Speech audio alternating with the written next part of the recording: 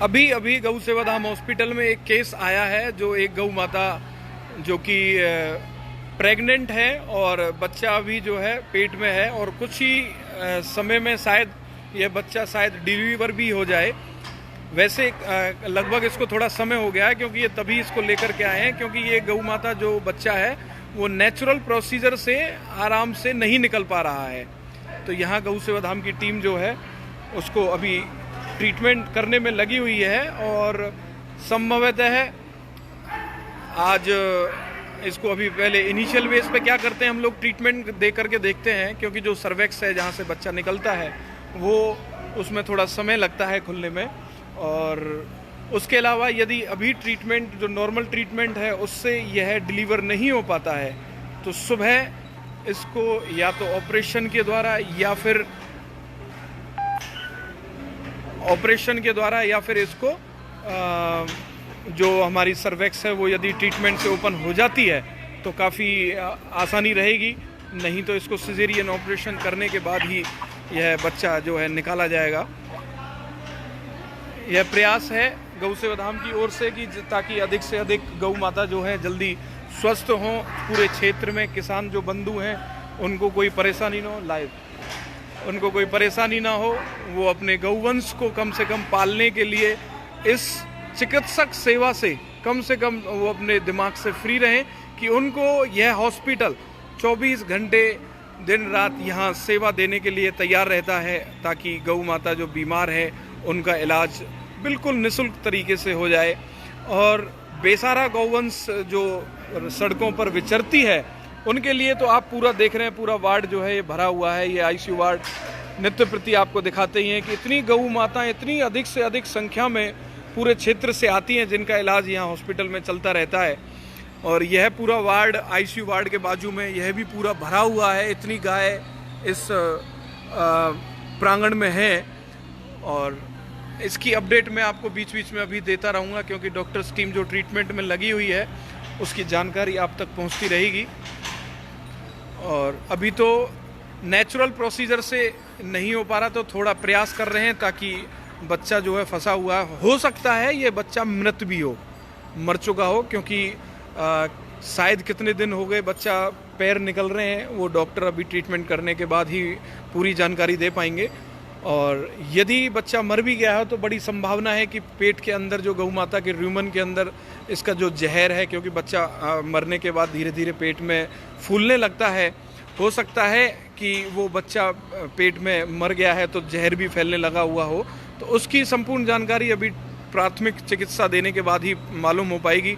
और उसके बाद यदि नहीं नेचुरल प्रोसीजर से बच्चा निकल पाया तो सुबह सिजेरियन ऑपरेशन जो होता है, जो वीमेंस में भी हमने सुना है हॉस्पिटलों में बच्चा नॉर्मल डिलीवरी नहीं होती, तो उसी प्रकार से किया जाता है फिर सुबह उसी प्रक्रिया के दौरान, ताकि गौवंश तो कम से कम सुरक्षित बच सके। इस उम्मीद के साथ हम सुबह भी इसका ट्रीटमेंट करने का प्रयास करेंगे। बाकी इन सेवाओं से लगातार आप सब जुड़ते रहिए, क्योंकि जीव सेवा और विशेष रूप से गौ माता 33 करोड़ देवी देवताओं का वास गौ माता के अंदर रहता है। उन सभी देवताओं को पूजनीय मानते हुए गौ माता बहुत सर्वश्रेष्ठ पूजनीय है। उनकी सेवा में यह हॉस्पिटल परिवार यहाँ इतनी सैकड़ों की संख्या में जो गौ माता हैं उनकी सेवा में लगा हुआ है, और यह संख्या नित्य प्रतिदिन बढ़ रही है। हम लोगों ने आगे प्रयास भी किया है, जो इससे ये जो रास्ता जा रहा है ये रास्ता सीधा आगे बड़े एक टीन शेड में जाकर के खुलता है, और उस वार्ड में बड़े टीन शेड में इससे भी बड़ा टीन शेड है, वहाँ पर भी गौ माताओं को रखा जाता है। अभी फिर भी गौ माताओं की संख्या बढ़ रही है, स्थान का बहुत अभाव है। आप देखें इसमें छोटे छोटे गौवंश जिनको पैर में काफ़ी चोट है, समस्या है, चोटिल हैं। एक गौ माता है जिनका पैर यहाँ से ये एम्प्यूट किया हुआ, टूटा हुआ है। तो ऐसी अनेकों बीमारियों के साथ में इन गौ माताओं को यहाँ पर रखा जाता है। ये गौवंश का पैर ऑपरेशन यानी कि हमने प्लास्टर वगैरह करने के बाद इसको जोड़ दिया है। अभी ये स्वस्थ है, आराम से चारा पानी खा रही हैं। अभी चारे का समय है तो सब गौवंश अपने भोजन चारे में लगे हुए हैं। गौ सेवक जो है वो अपनी सफाई में लगे हुए हैं, क्योंकि अभी अभी गाय बाहर से अंदर आई हैं तो ये अभी अपनी सफाई में पुनः लगे हुए हैं। और इधर आपको पुनः मैं दिखा देता हूँ, यह गौवंश के पेट में जो बच्चा फंसा हुआ था, जो नेचुरल प्रोसीजर से नहीं निकल पा रहा था, उसका ट्रीटमेंट यहाँ डॉक्टर टीम लगी हुई है। और अभी उसको जो इनिशियल प्राथमिक चिकित्सा जो है वो दे दी गई है। उसके बाद अभी समय अनुसार इसका जो प्रॉपर हम लोग जानकारी डॉक्टर से भी लेंगे, आगे का क्या प्रोसीजर है वो भी आपको बताएंगे। और मैंने आपको पहले भी बताया, हो सकता है ये बच्चा मृत भी हो, और यदि ये मृत हुआ तो मरे हुए बच्चे का बहुत मुश्किल है, आसानी से वैसे भी नहीं निकल पा रहा है नेचुरल प्रोसीजर से, तो शायद इसका सुबह सिजेरियन ऑपरेशन करना पड़े। तो थोड़ी जानकारी मैं डॉक्टर से भी अभी यहाँ जो हमारे साथ में है इनसे भी जानकारी लेता हूँ। थोड़ा बताएं एक बार गाय के बारे में, आप अभी क्या एनालाइज। इस बार बच्चा अंदर एक्सपायर हो गया जी, और दाने के 1 महीना अभी पहले है। ये किसी चोट के कारण ये बच्चा फेंक रही है, मुंह पूरा नहीं खुला बच्चे दाने का, इसका हार्मोन इंजेक्शन लगाया अभी, और सुबह तक नॉर्मल डिलीवरी हो जाएगी इसकी। तो अभी बच्चा मरा हुआ है पेट में? हाँ जी, बदबू आ रही है क्योंकि काफ़ी टाइम हो गया इसको। तो ये आपकी गाय भैया, कहाँ से आप लेके आए? गुजर। तो ये डॉक्टर बता रहे हैं ये तो बच्चा शायद काफ़ी पहले, अभी 48 घंटे हो गए लगभग इसको अंदर। कल सुबह और पैर भी कल से निकल रहे हैं? नहीं, पैर निकल रहे हैं रात से, कल रात से। हाँ। तो समय हो गया ये, जैसे भी डॉक्टर बता रहे हैं, आप चिकित्सा जो भी है आप सब कोशिश यही करें कि यदि बच्चा तो जो बता रहे मरा हुआ है तो कम से कम गाय तो बच जाए, उस प्रयास में आप सब लोग लगे रहें।